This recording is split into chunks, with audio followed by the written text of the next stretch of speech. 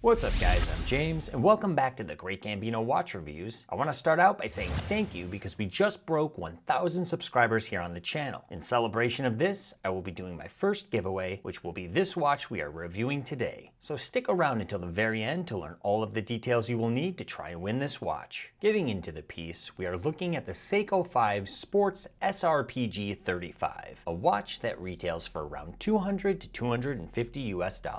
Opening the box, you will find Seiko's basic warranty card. With these newer Seiko 5 models, the company has changed up the packaging and is now using a blue metallic shimmer on the box. It's still pretty basic, but it's nice to have a change. Finally revealing the piece, this time around we have one of Seiko's entry-level automatic field watches. This new line has made for a good replacement of the popular and affordable SNK 809. In my opinion, this new version is quite the aesthetic upgrade. But let's go ahead and take it out of the box so we can get a closer look.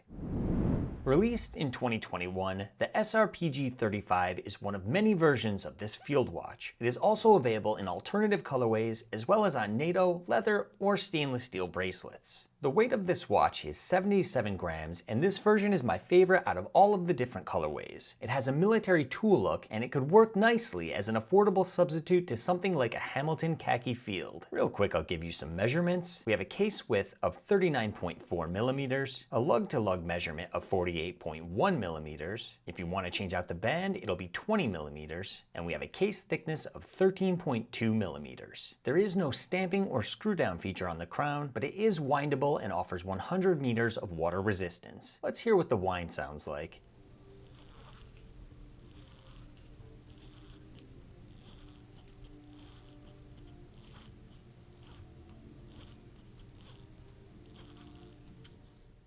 The glass is a curved piece of Hardlex crystal that will give some cool distortions, but there is no AR coating, so you are going to notice some glare when in direct or bright sunlight. Hardlex is better than mineral, but will scratch easier than sapphire. In my personal experience, I have had pretty good luck with Hardlex.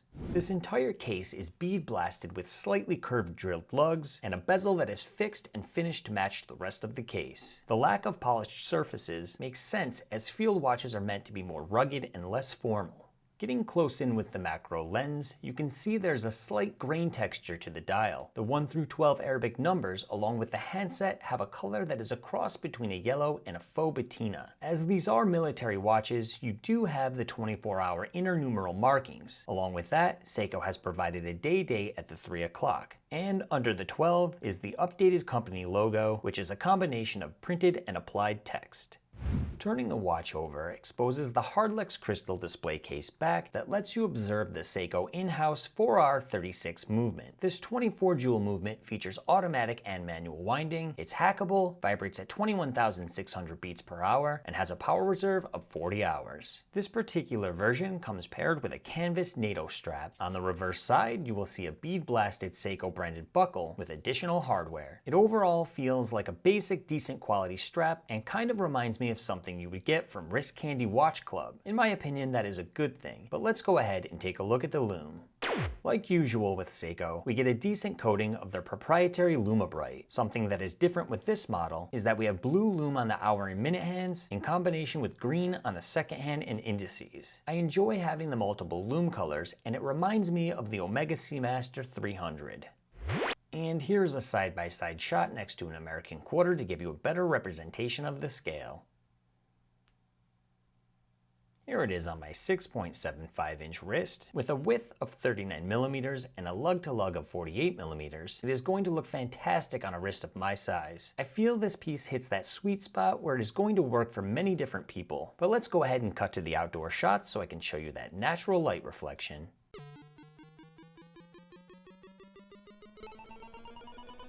Go, Gambino! Great Gambino!